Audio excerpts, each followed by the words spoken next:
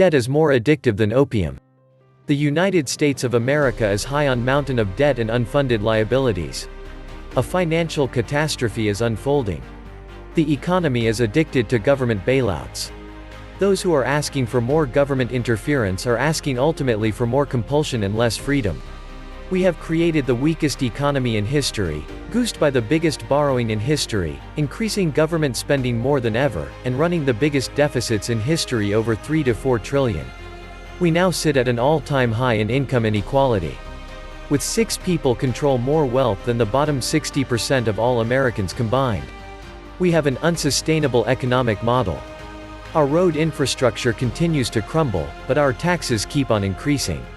Low rates are killing both generations. Boomers are losing wealth, and millennials can't build it. Factories are not open. Car manufacturers are still only at 40%.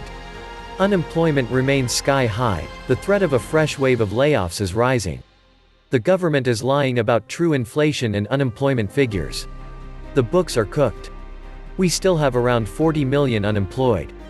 The pandemic's severity turned a daunting task into a notional disaster, leaving nearly 200,000 dead and 40 million unemployed, ratcheting up spending and American debt by $5 trillion. The market hasn't been a reflection of the economy for years. We have today the biggest stock bubble in history. The market capitalization to GDP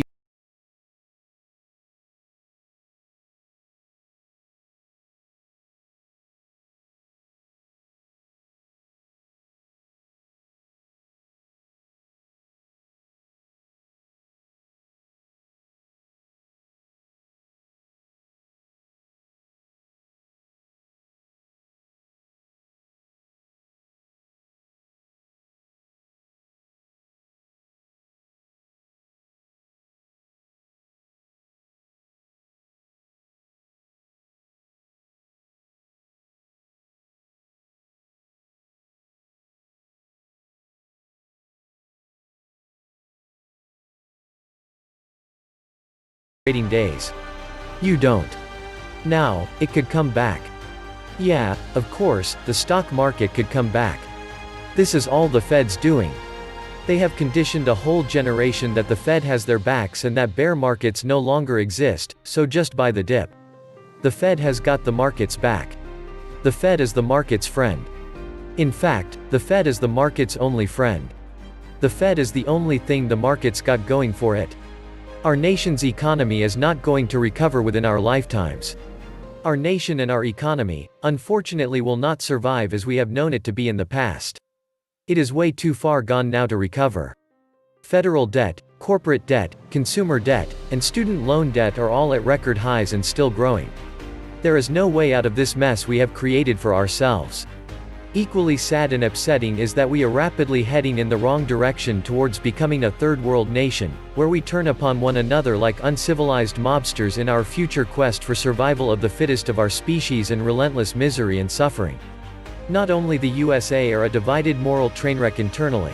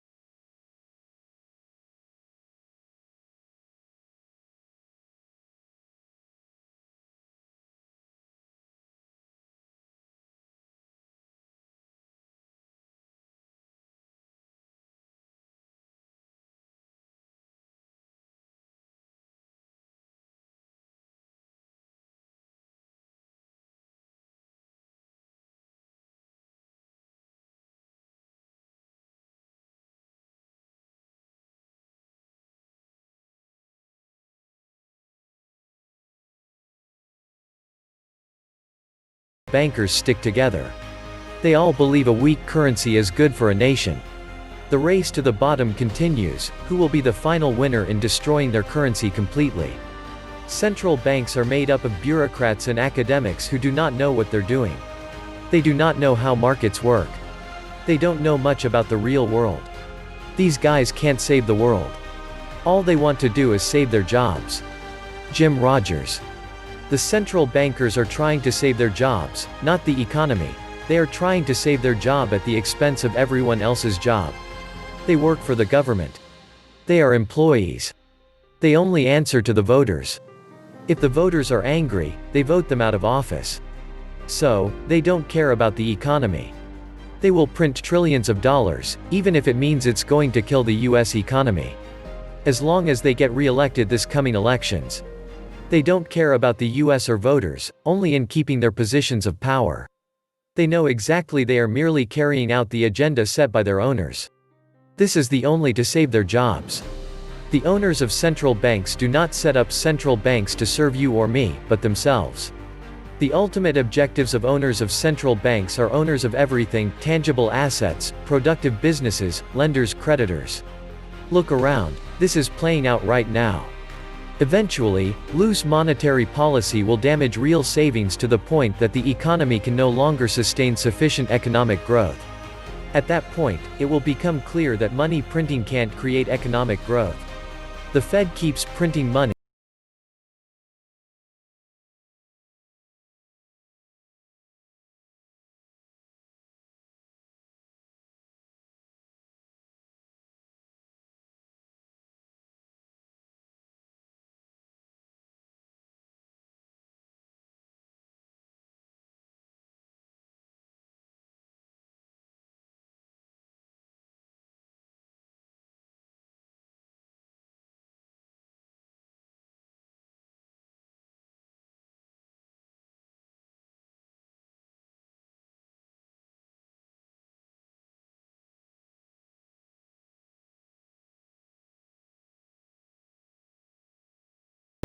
It's like a bartender who adds just a tad of water to the alcoholic drink. He starts out with a teaspoon at first, then goes to 2, then to 3, but there is some point where the purchaser of the drink wakes up and says, "What the hell? This is nothing but water," then hell breaks loose. The central banks have to keep pumping up the markets. Fed will prop up the stock exchange with the last drop of the blood. When asset prices collapse, so does the financial system.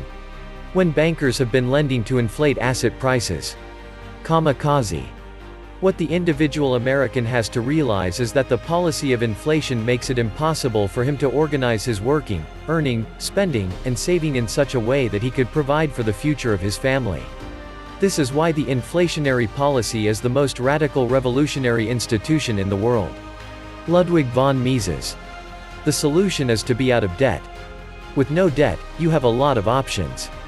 To get out of debt, you have to forego a lot of stuff that your peers have. Do you really need a $5 cup of coffee every morning? That is $1,250 a year. How about all the streaming services? That brand new fancy car? Luxury